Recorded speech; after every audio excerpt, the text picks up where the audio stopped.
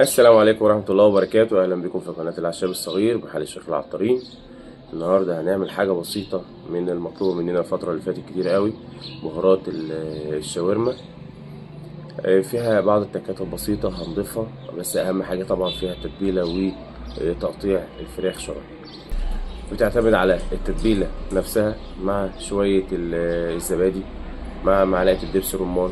تتبيلة كويسة للشاورما هي اللي بتديني طعم كويس في الآخر. تعالوا نعمل البهارات بالمقادير بتاعتنا ونرجع نقول احنا عملنا ايه. أول حاجة إن شاء الله في تتبيلة الشاورما كمون. في ناس ما بتحطش كمون في التتبيلة بتاعتها، ودي بتبقى بنقول عليها مدارس او اذواق، يعني كل واحد بيختلف من تتبيله لتتبيله. كزبره بلدي دي ما اعتقدش ان يبقى فيها عليها اي اختلاف خالص. توم شرايح زي ما احنا اتعودنا ان هو طبعا افضل بكتير قوي من البودر. بابريكا اسباني، قرنفل،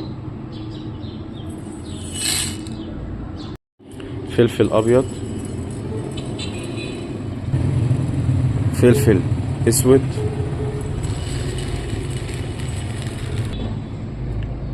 سنجبيل صيني ابيض، قرفة عود او كسر، كركم،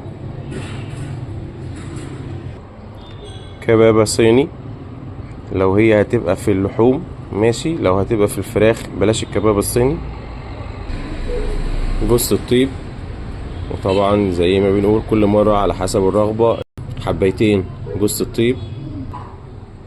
شطة، ودي طبعا على حسب الرغبة، فصين 3 حبايين. واخيرا وليس اخرا الزعتر.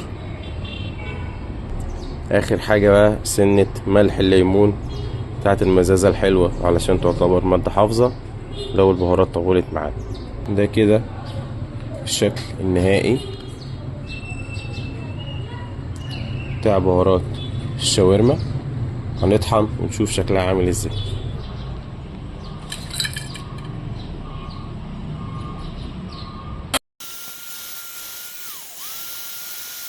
ما شاء الله، اللهم بارك اللهم بارك. بهارات شاورما، احلى بهارات شاورما، التتبيل اللي فيها فراخ ولحوم ما شاء الله،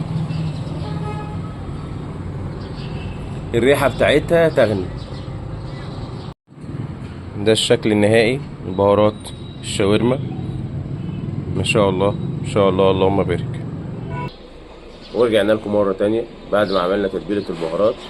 اتمنى تعجبكم، ولو في اي حد محتاج طلبات منها، جمله، قطاعي، كميات، يقدر يقول لنا. موجود منها كميات كبيره، وموجود منها بهارات ميكس اللي هي العبوات الصغيره، نقدر نبعتها لكم في اي مكان، متاح شحن لاي مكان في المحافظه. هنسيب رقم التليفون، ولو في حد محتاج حاجه يبلغنا. اشوفكم على خير في تتبيله جديده من بهارات العشاب الصغير، والسلام عليكم ورحمه الله وبركاته.